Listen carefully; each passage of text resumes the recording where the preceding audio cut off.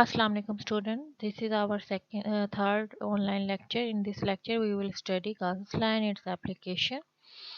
First of all, we will discuss the Gauss's law statement. The Gauss's law states that the electric flux passing through any closed surface is equal to 1 over epsilon naught times charge enclosed by that surface.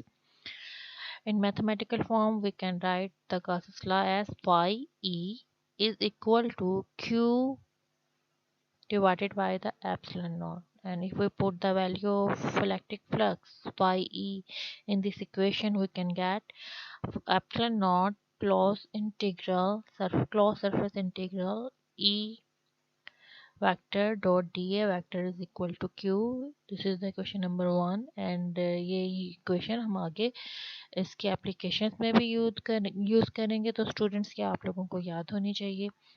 अब इस equation में हम सब terms को describe कर सकते हैं। Phi E क्या है? Electric flux, E represent the electric and Q is the electric charge, E is the electric field and dA represent the area vector. Epsilon naught is the permittivity of free space, means कि जो closed surface है उसके अंदर जो medium है वो air है या vacuum है।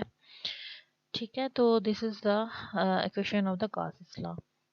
Next हम इस Gauss's law का proof करते हैं कि इसमें हम क्या कर रहे हैं कि हम एक arbitrary closed shape closed surface of arbitrary shape surrounds the point charge q, यानी कि ये एक हम खुद से हमने एक किसकी कोई खास शेप नहीं है, स्क्वायर नहीं है, स्फीयर नहीं है, एक आर्बिट्रेरी शेप है और उसके अंदर क्लोज सरफेस है बस। ठीक है, इसमें एक positive charge consider positive charge Q is placed in a close surface. ठीक है, इलेक्ट्रिक फील्ड लाइंस कमिंग, अब हमें पता है पॉजिटिव चार्ज है तो उसके अराउंड इलेक्ट्रिक फील्ड लाइंस हैं, चारों तरफ आउटवर्ड हैं, तो एक हम इलेक्ट्रिक फील्ड लाइंस को हम यहाँ पे small element of area D A consider कर लेते हैं और उसका ये वेक्टर एरिया है D A vector is equal to D A N unit vector at point P और पी और चार्ज क्यू के दरमियान जो डिस्टेंस है वो उसको हम रिप्रेजेंट कर रहे हैं आर से। The normal line vector to the area element making angle theta with the electric field lines. अगर हम यहाँ पे देखें ये यूनिट वेक्टर एन और इलेक्ट्रिक फील्ड के दरमियान जो एंगल है वो थीटा है।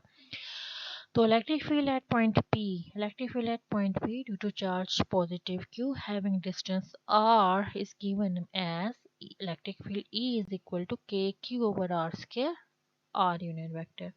देखिए एक हमारे पास एक इक्वेशन आ गई।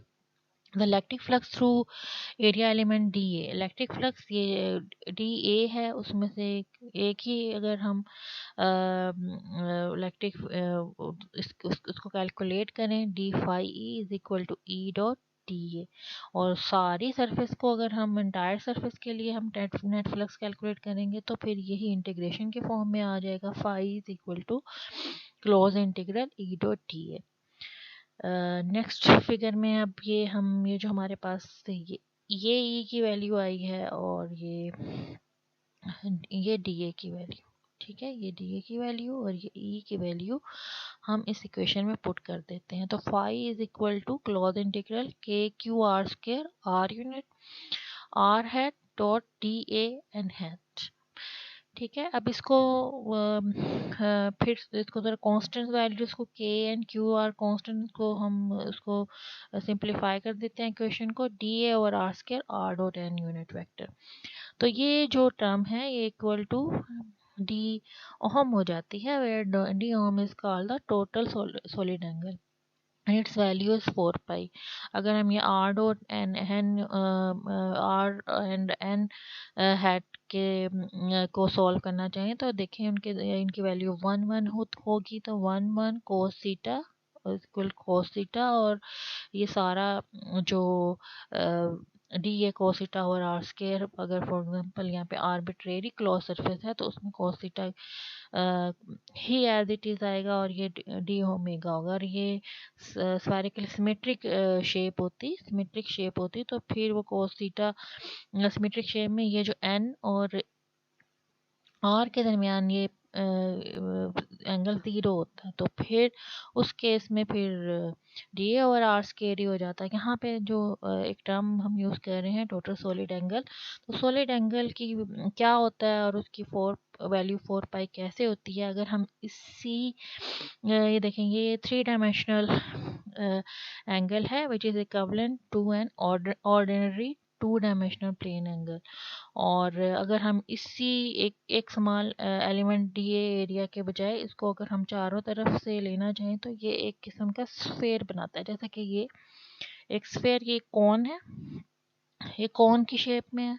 और ये हम जो है सॉलिड एंगल, ये यहाँ पर area element over R square के इक्वल होता है। देखेंगे area element over R square यहाँ पे आ रहा है। तो डी हम 4 पाई के इक्वल कैसे है कि देखेंगे स्फीयर, अगर ये सारे स्मॉल एलिमेंट्स के लिए ले लें तो ये चारों तरफ से सारे सॉलिड एंगल्स को हम इंटीग्रेशन में ले लें तो ये एरिया ऑफ द स्फीयर के इक्वल होगा। तो 4 पाई आर स्केयर, और कितनी इन्होंने डिस्टेंस ट्रैवल की है वो आर है, ठीक है। तो ये इसको हम आर स्केयर से डिवाइड कर देंगे तो ये 4 पाई स्टेरेडियन इसके यूनिट्स होते हैं सॉलिड एंगल के। तो ये 4 पाई के इक्वल होता है, ठीक है। यहाँ से ये जो सॉलिड एंगल का कंसेप्ट है, आप मज़ीद मैं आपको लिंक शेयर कर दूंगी तो उससे आप मज़ीद इसको समझ सकते हैं सॉलिड एंगल को, ठीक है। तो ये यहाँ पे समझने वाली बात है कि डी ए और R square R dot R hat dot N hat is equal to D omega which is the total solid angle, its value is 4 pi. हमें पता है इसकी 4 पाई वैल्यू होती है, तो हम यहाँ पे 4 पाई की वैल्यू पुट कर दी, और के की वैल्यू भी हमें कूलम्स लॉ से पता है 1/4 पाई एप्सिलॉन नॉट होती है। तो 4 पाई के साथ कट हो गया, तो ये हमारे पास आ गया phi is equal to Q over epsilon naught, and यही हमारा गासेस लॉ है। तो hence Gauss's law is proved. तो ये जो फिगर है और ये जो एंड पे लिखा हुआ है, ये सॉलिड एंगल को डिस्क्राइब करने के लिए लिखा हुआ है, ठीक है। नेक्स्ट गासेस लॉ की तरफ, इसकी 2 फॉर्म्स होती हैं। मीन्स इसकी इक्वेशन को हम 2 तरह से लिख सकते हैं, इंटीग्रेशन के फॉर्म में भी लिख सकते हैं और डिफरेंशियल फॉर्म में भी लिख सकते हैं। तो आपको ऐसे क्वेश्चन आ सकता है कि Gauss's law, right Gauss's law इन its integral form and its derivative form. जब भी हम क्लोज सरफेस है तो उसकी कोई वॉल्यूम चार्ज डेंसिटी भी होगी। सबसे पहले हम वॉल्यूम चार्ज डेंसिटी को डिफाइन करेंगे which is represented by the rho is equal to dq over small charge q divided by the dv। तो डी क्यू अगर इसको हम मज़ीद ओपन कर लें, D Q is equal to rho D we, तो इसको हम इंटीग्रेट कर दें इस इक्वेशन को, क्यू आ जाएगा Q is equal to rho D V, हमें चार्ज की वैल्यू पता चल गई। Net flux through entire surface is phi e is equal to integration E dot D है। ये हमें इस क्वेश्चन का पता है फाई का, तो हम इक्वेशन 1 और 2 को गासेस लॉ में पुट करेंगे। ये हमारा गासेस लॉ है, phi is equal to Q over epsilon naught. तो फाई की वैल्यू ये है कि हमने यहाँ पे पुट कर दी, और क्यू की वैल्यू हमें यहाँ से रो डी वी पता है। ये वॉल्यूम इंटीग्रल को शो कर रहा है 1 over epsilon not integration volume rho D we. तो दिस इज कॉल्ड, अगर हम ऐसे इक्वेशन को लिखें तो this is called the integral form of Gauss's law. तो नेक्स्ट जाते हैं हम डिफरेंशियल फॉर्म की तरफ। तो अब सब इस डिफरेंशियल फॉर्म लिखने के लिए आपको, अगर आपको डिफरेंशियल फॉर्म ही पूछी जा रही है तो आपको इसका मतलब है कि पहले इंटीग्रल फॉर्म का पता हो। तो इंटीग्रल फॉर्म को आपने इक्वेशन को याद होना चाहिए। इक्वेशन सेम ही है, रो डी वी चार्ज को रिप्रेजेंट कर रही है, तो वो 1/एप्सिलॉन नॉट है, ये इधर फ्लक्स की वैल्यू है।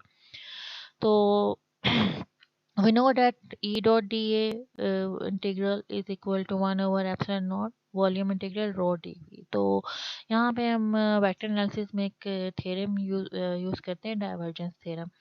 तो ये दो वेक्टर्स के दरमियान अगर क्लॉज सरफेस डॉट प्रोडक्ट हो तो उसको हम डाइवर्जेंस के फॉर्म में लिख सकते हैं। तो डाइवर्जेंस यहाँ पे डाटा से शो करते हैं। डाइवर्जेंस जो है वो इक्वल होता है, the divergence factor is equal to curly over curly x plus curly over curly y इसके बाद इसके साथ I unit vector and J unit vector plus curly over curly C K unit vector, तो ये इसके equal होता है। ठीक है, तो integration del dot E D V, volume integral यानी सरफेस इंटीग्रल को हम वॉल्यूम इंटीग्रल में चेंज कर देते हैं by applying the divergence theorem. तो इसमें आपको पता होना चाहिए डेल्टा किसके इक्वल है। तो अगर हम इस इक्वेशन को डेल्टा डॉट ई के लिहाज से लिखें तो ये है इक्वेशन बन जाएगी, यानी कि डॉट प्रोडक्ट ई के साथ, तो डेरिवेशन डिफरेंशियल फॉर्म ये रिप्रेजेंट करेगा।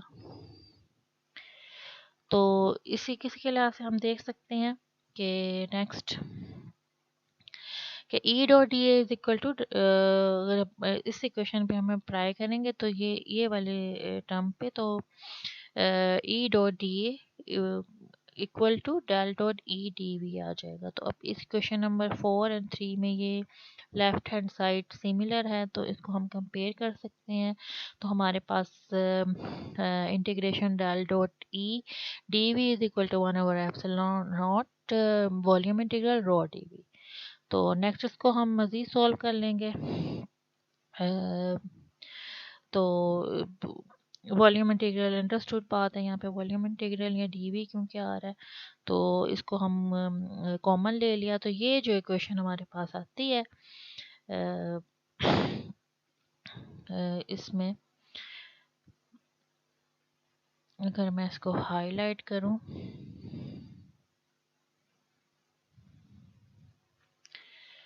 ये जो इक्वेशन है इसको हम कहते हैं differential form of the Gauss's law.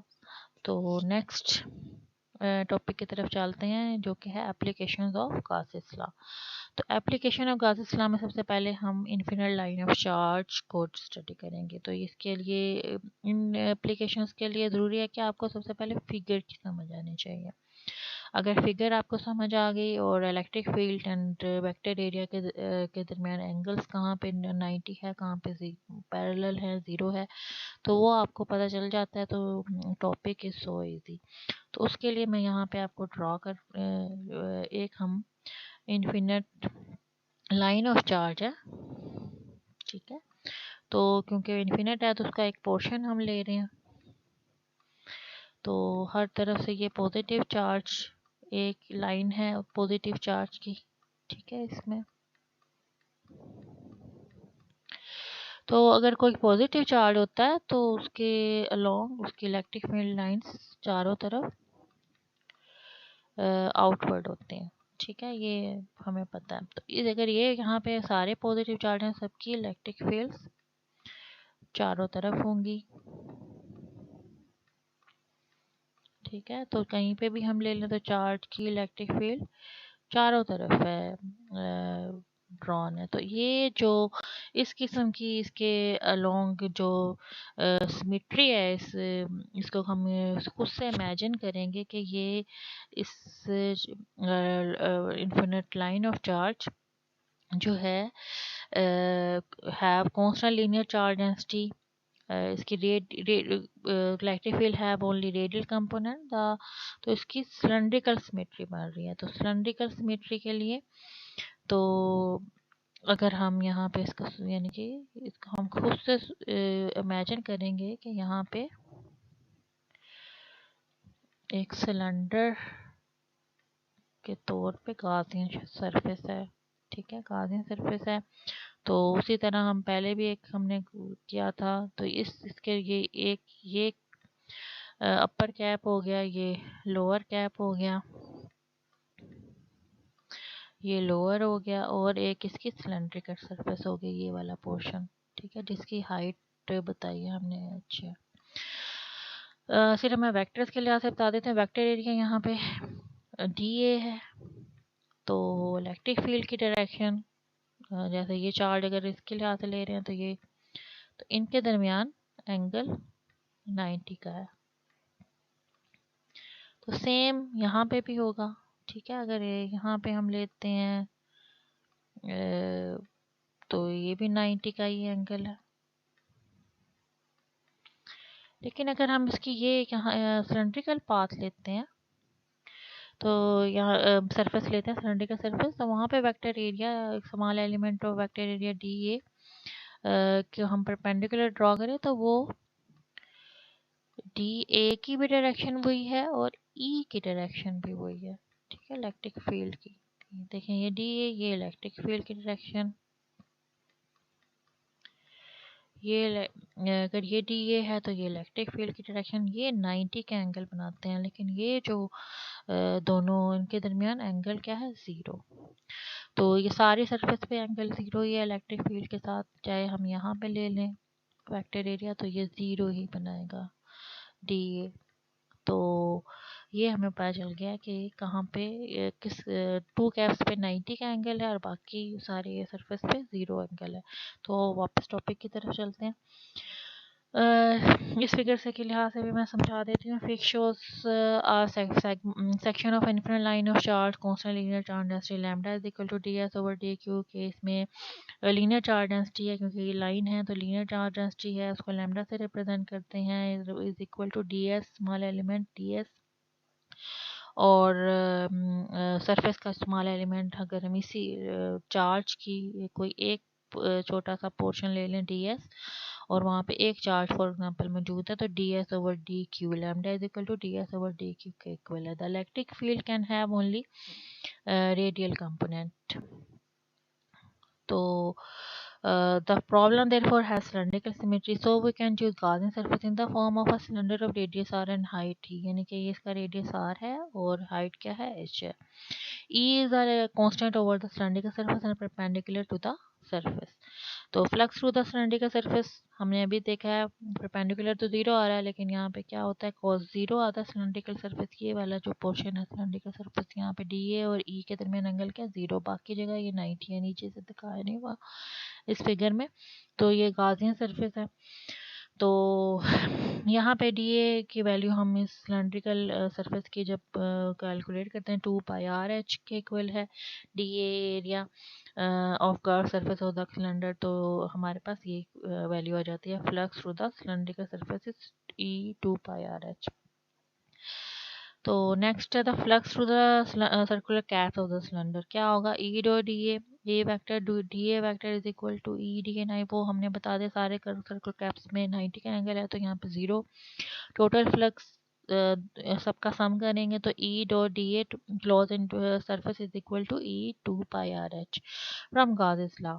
हमें पता है कि ये क्वेश्चन है गाउस लॉ की, epsilon naught close integral E dot D A is equal to Q, तो ये हमने सॉल्व कर लिया है। तो इसकी वैल्यू ये वाली ई 2 पाई आर एच है, तो यहाँ पे हम ये पुट कर देंगे। क्यू की वैल्यू भी हमने फाइंड आउट की थी पिछली फिगर में कि क्यू किसके इक्वल है, क्यू किसके इक्वल है, लैम्डा एच के। Charge density total charge density यहाँ पे divided multiply by the H, तो लैम्डा एच के इक्वल है। Lambda is the charge enclosed by the cylinder at a line of charge। तो E क्या हो गया यहाँ पर, अगर हम सिर्फ इस इक्वेशन को E के लिए सॉल्व कर लें तो lambda over 2 pi R epsilon naught है। तो यहाँ तक ही हमारा थर्ड लेक्चर है, होप सो आपको समझ आ गया होगा।